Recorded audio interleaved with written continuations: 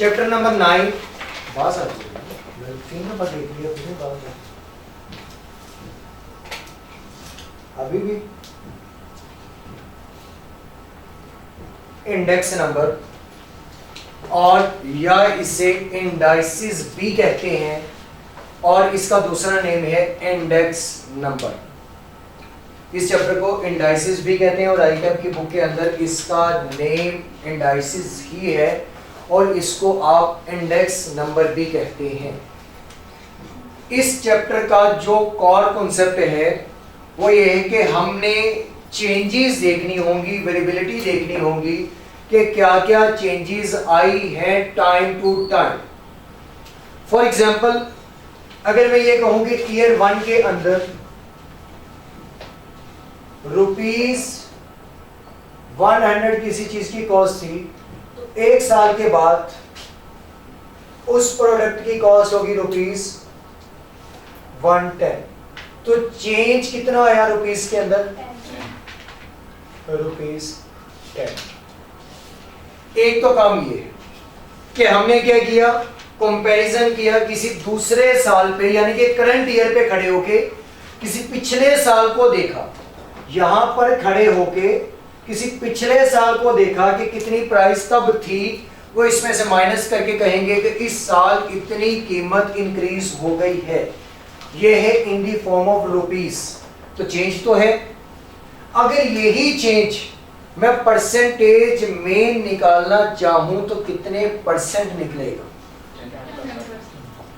कितने परसेंट निकलेगा? कैसे निकालें? शाबाश।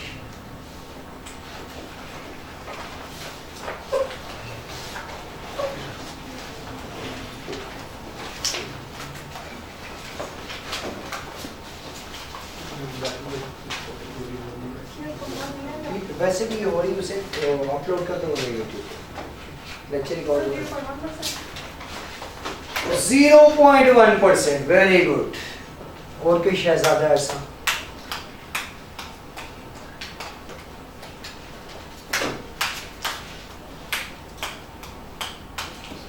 जी क्या निकला आंसर? कैलकुलेटर।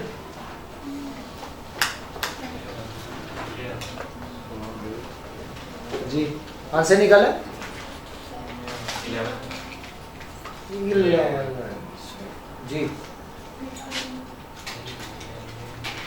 कैलकुलेटर आपका लिया क्यों नहीं अभी तक? तो भाई निकाल दो इसे, हमने लिया। जी क्या?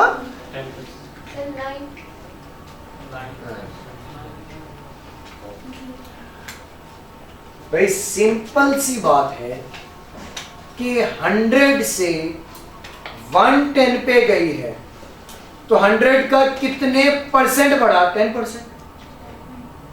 और 0.1, 10% को 0.1 ही है। चेक करके देख लें, परसेंटेज को खत्म करेंगे तो 0.1 ही बनेगा। तो 11% नहीं बनता, 9% नहीं बनता, या 0.1 बनेगा या 10% बनेगा। तो यहां पर ये कैसे हमने परसेंटेज में निकाला होगा? करंट प्राइस कहां पर है, मतलब कितनी है, ये लिखा होगा 110 डिवाइडेड बाय बेस, जिसकी बेस पे आपने इसको चेक करना है, मल्टीप्लाई 100 करेंगे तो आंसर 10%। ऐसे ही। और अगर हम ये कहें कि ये अगर 100% है तो ये कितने परसेंट है? 110% है। अगर ये 100% है तो ये 110% है। तो यहां से यहां तक जाते हुए कितने परसेंट चेंज आया? 10% आया। तो हम बेस क्या चीज रखते हैं, जिससे हमने किसी को लिंक करना हो या किसी के साथ उसका कंपैरिजन बनाना हो, हम उसको बेस बनाते हैं। हमने मार्क्स ऑब्टेन किए थे डिवाइडेड बाय टोटल मार्क्स, कि हमने कितने हासिल किए, टोटल कितनों में से मल्टीप्लाई बाय 100 करते थे, परसेंटेज आ जाती थी। ऐसे ही current price divided by base, कि ये जो करंट है ये आज की है, पहले कितनी थी, उसको बेस बना के हमने कंपैरिजन करके देखा। तो हमने कहा कि 10% इसके अंदर क्या आया है? चेंज आया है, इंक्रीज आया है। तो ये काम हमने इस चैप्टर के अंदर करना होगा। रेट ऑफ चेंज या ग्रेडियंट या एस्टिमेट या चेंजेस हमने इसके अंदर कैलकुलेट करने हैं। ये प्लेस टू प्लेस वेरी करेंगे, ये कंट्री टू कंट्री और इंडिविजुअल टू इंडिविजुअल वेरी करेगा ये टॉपिक। मतलब कि अगर टेम्परेचर कैलकुलेट करना है तो टेम्परेचर भी तो चेंज होता है, वो एक जगह का और होगा तो दूसरी जगह का और होगा। तो ये place to place, person to person, time to time vary करेगा और जो वेरिएशन हम चेक करेंगे वो with the help of indices या इंडेक्स नंबर से हम कैलकुलेट कर रहे होंगे। ये इसका था कॉन्सेप्ट, नोट कर लें।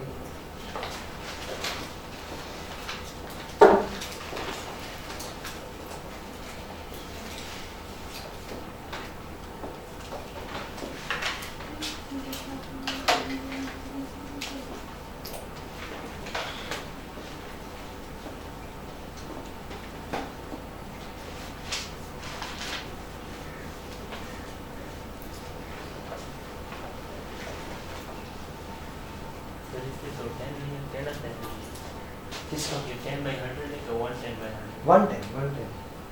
110 क्योंकि करंट प्राइस 110 है डिवाइडेड बाय 100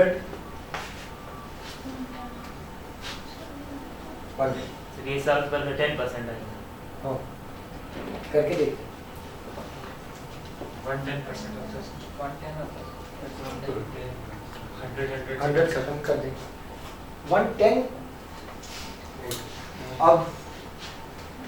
अब निकालें आंसर 1.1 जी 1.1 1.1। तो अब भी क्या है 110%। तो ये 10% इंक्रीज हुआ है, तो यानी कि यहाँ पर अगर हम ये कहेंगे कि ये 1.1 आया है तो ये 10% पहले से क्या हुआ है इंक्रीज। हम तो ये चेंज देख रहे हैं ना कि पहले से अब कितना बड़ा है, तो 10% बड़ा है क्योंकि ये फिगर खुद 110% है, तो डिवाइडेड बाय 10 करेंगे तो सॉरी डिवाइडेड बाय 100 करेंगे तो 10%। अब कॉन्सेप्ट के बाद हमने इससे प्रॉपर स्टार्ट करना है।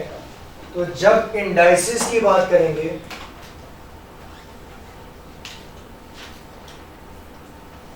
मेनली दो टाइप्स हैं, एक simple index number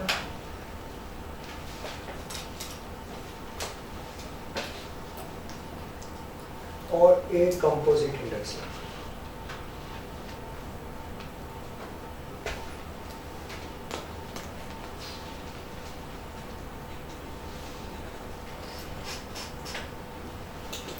simple index number के अंदर ये होगा कि प्राइस में चेंज आने की वजह से किसी एक प्रोडक्ट में ही चेंज आए, यानी कि सिंगल कमोडिटी इसके अंदर मौजूद हो, उसकी ईयर टू ईयर चेंजेस हम देखेंगे।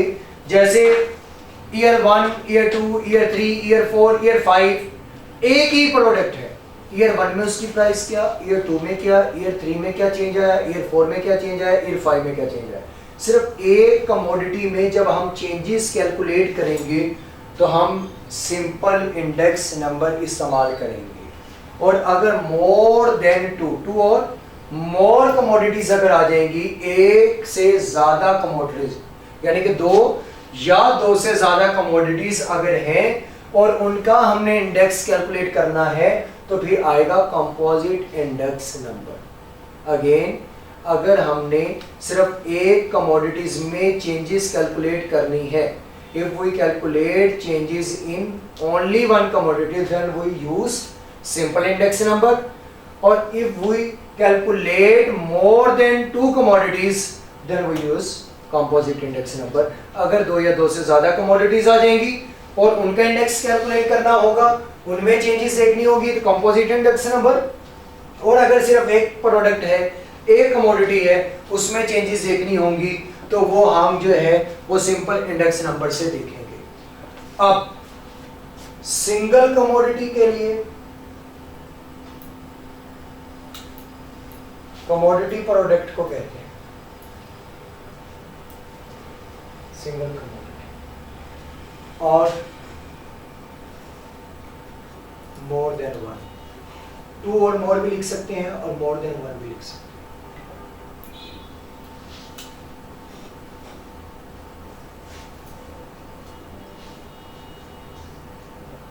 मोर देन वन कमोडिटी, तो हम कंपोजिट इंडेक्स नंबर यूज करेंगे। अगर हम सिंपल इंडेक्स नंबर में सिंगल कमोडिटी को देखें तो वो सिंगल कमोडिटी की प्राइस भी चेंज हो सकती है और उसकी क्वांटिटी भी चेंज हो सकती है, बल्कि सिंगल में भी दो हिस्सों में पहले से डिवाइड कर लेते हैं। पहले ये कि अगर सिंगल कमोडिटी है जिसका हमने ये देखना है कि इसमें कितना चेंज आया है, तो वो प्राइस और क्वांटिटी में तो बाद में देखेंगे, पहले ये देखेंगे कि क्या वो जो हम बेस कर रहा है उसका बेस ईयर फिक्स करके दिया है या वो किसी के साथ रिलेट करता है। तो इसमें पहले एक रहेगा सिंपल इंडेक्स नंबर और दूसरा होगा प्राइस रिलेटिव इंडेक्स नंबर। एक होगा सिंपल इंडेक्स नंबर और एक relative index number. Simple index number और दूसरा होगा मेथड इसका relative index number. Simple index number में और रिलेटिव इंडेक्स नंबर में ये होगा कि रिलेटिव में वो रिलेट करेगा किसी के साथ और सिंपल में वो रिलेट नहीं करेगा। अब जब सिंपल से उसे करेंगे तो फिर उसमें दो चीजें, या तो वो प्राइस के साथ होगा या वो क्वांटिटी, या यानी कि प्राइस में चेंज आ रहा होगा या क्वांटिटी में चेंज होगा। और रिलेटिव इंडेक्स में भी या वो प्राइस इंडेक्स होगा, प्राइस रिलेटिव इंडेक्स होगा, या वो क्वांटिटी रिलेटिव इंडेक्स होगा। कि क्वांटिटी भी तो चेंज हो सकती है कि पहले 2 kg खरीदता था, फिर 3 kg, फिर 1 kg, फिर 5 kg, तो कितना कितना चेंज आया। क्वांटिटी में भी हो सकता है और प्राइस में भी चेंज हो सकता है। अब हम इसे पहले मेथड से करेंगे और पहला है प्राइस इंडेक्स नंबर और सिंपल प्राइस इंडेक्स नंबर होगा। तो पहला क्वेश्चन या पहला जो हम मेथड लेके चलेंगे वो होगा simple price index. Simple price index. अब सिंपल प्राइस इंडेक्स के अंदर जब हमें डेटा दिया जाएगा तो डेटा में आपको ईयर्स और प्राइस बता दी जाएगी। 2010, 11, 12, 13 और 14। Price 15, 22, 25, 29 and 34।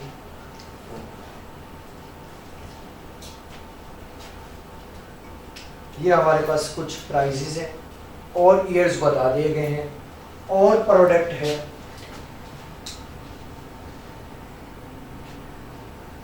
कोई भी एक प्रोडक्ट ए, मतलब एक ही प्रोडक्ट है, एक ही प्रोडक्ट की प्राइसेस बताई हैं और ये ईयर वाइज बताई हैं और हमने कैलकुलेट करना है simple price index.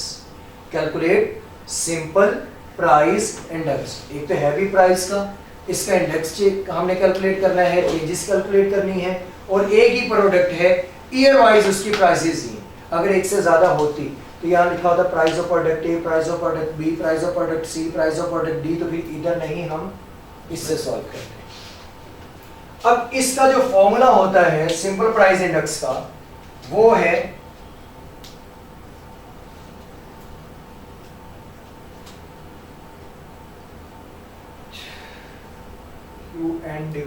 P n divided by P naught multiply by 100 और ये फॉर्मूला है इंडेक्स।